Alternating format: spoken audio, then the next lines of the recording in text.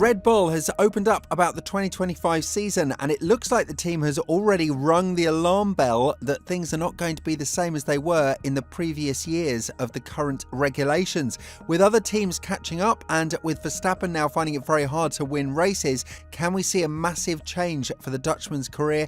And if so, can Red Bull be the facilitators for that with the 2025's version of their car?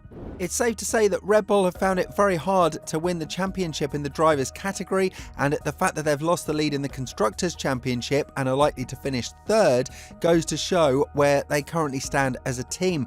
Perez's performance is hurting them massively, but nevertheless, Verstappen's drought to win has shown that the RB20 is all but competitive, and had it not been for the Dutchman's craft and the first 5 races of the season, we would have likely seen another champion in the drivers category as well. And this is something that has been stressed by the technical director Pierre Wash, who states that he's not optimistic for 2025, because if he enters into an optimistic mode, then the team will automatically feel comfortable and will lose performance. Although many labelled this as a wrong mindset to have because it puts your team in a mental disadvantage before the season has even started, Red Bull might be aware that the departures of Newey, Wheatley and Courtenay, as much as they admit do not hurt and can be replaced, are going to leave a massive dent from 2025 onwards. Elaborating on this to a greater extent, Wash said, "I think we are happy with what we have done quickly. I'm not confident for 2025. I'm not confident because I think the others are very quick or are there. It will be a fight for the full year. If you have confidence in this business, you are dead. You have to work hard, and everybody in the team has to work hard. Everybody is working hard." When you see the number of people we have trying to find a very small amount of performance and add everywhere, it's a very difficult task. I have a lack of confidence because if I have confidence, you go to sleep, you don't go to work, and then you don't find performance. As I mentioned earlier in the video, the fact that Verstappen has won the championship with the 3rd fastest car on the grid is something that has been done twice in the history of Formula 1, in 1982 and 1983 by Keke Rosberg and Nelson Piquet respectively. But of course, there are tons of other factors that we are witnessing that Red Bull is an all but positive mindset right now, such as the situation with Perez.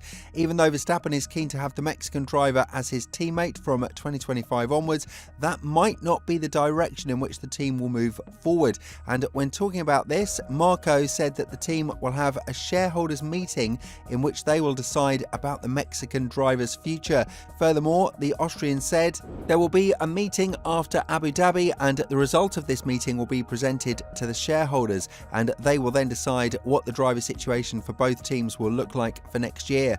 I don't know the exact gap now, but I think Checo has over 200 points less than Max, and then it's clear that the constructors title is no longer possible. If Sergio was anywhere near Hamilton and Russell or Ferrari or even McLaren, then we would be well ahead again.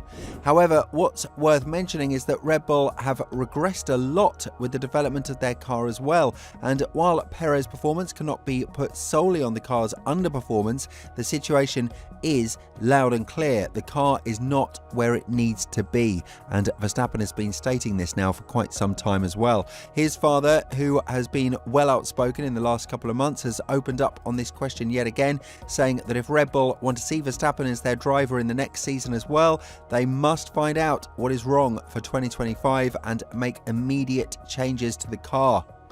Furthermore, the father of the 4-time world champion stated, "At least the team knows where the problems are and what needs to be changed. Now it's up to them to show how well they understand and what they are creating. I want to see it first next year. We started this year very well and then it only slipped. It's not up to the team to show how they are going to be next year."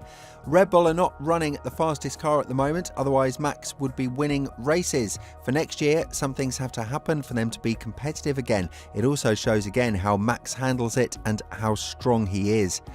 It's quite difficult for Red Bull to understand where the issue lies with their car, but what is positive for the 2025 season is that the 3rd place in the Constructors' Championship will give them a lot of time to spend in the wind tunnels and the CFD facilities, and while the prize money is going to be reduced, they might not worry about that too much because they have Carlos Slim and his thick checks that are covering for Perez underperformance.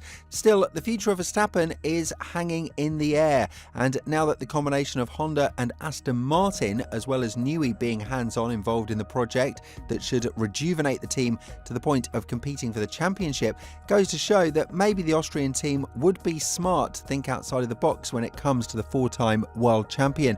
Of course, Verstappen has stated his loyalty to Red Bull in the previous period, but that doesn't necessarily mean it's going to be with the circumstances that are not going to suit his driving style. Therefore, if the car is not there and if the performance of the car is showing massive flaws and fluctuations like it did in the 2024 season, we should be betting on a move of Verstappen outside of Red Bull. This is something that his manager has talked about as well, and when addressing the future of the Dutchman, Vermeulen said that the priority is to be competitive. If they are not competitive with Red Bull, then all of the cards are open and the Pandora's box of questions and options will be presented in front of the Austrian team. Furthermore, Verstappen's manager said if he has the material, he will execute his job, but in the end, a lot can happen. You can have a safety car, you can have a crash, you can be unlucky like in Miami with a safety car, so it is good that it is done and dusted. Max is at the peak of his career, so if he has the material, he will deliver, but of course 2025 will be more competitive, all the teams will be there. The car is at the end of its evolution since it is the last year for the regulations, so everyone will give it a go, even us as well. We will see where the performance is. Max wants to have the best performance package for the moment. We have 4 championships here. We are loyal to Red Bull, but of course we want to keep going and we need a competitive package. There should be some changes in the team headed into the 2025 season, and for starters, drivers like Lawson and Tsunoda are eager to prove their worth and show what they are made of if they start in the RB20. Tsunoda himself said that he is ready to go head-to-head against Verstappen, labelling him as a monster, and sent a fierce message to Red Bull that his goal is to keep destroying drivers that they are sending to him in racing balls so that he can prove he is worthy of being considered as a replacement of Perez. Nevertheless, he's not part of their academy like Lawson, and that is hurting their chances to sign him massively, because if we are to look at the greater picture, Red Bull are likely to promote someone from within, not just to score more points in the Constructors' Championship, but also to cover themselves from a potential dent that Verstappen would leave with his departure. With all this in mind, do you think the Red Bull will have issues headed into the 2025 season? And more importantly, do you think that there is a scenario in which the Austrian team will lose Verstappen's services in the foreseeable future? Let us know in the comments below. And if you're interested in the massive changes in Qatar for this year's GP, make sure to click on the video that's appearing on your screen right now.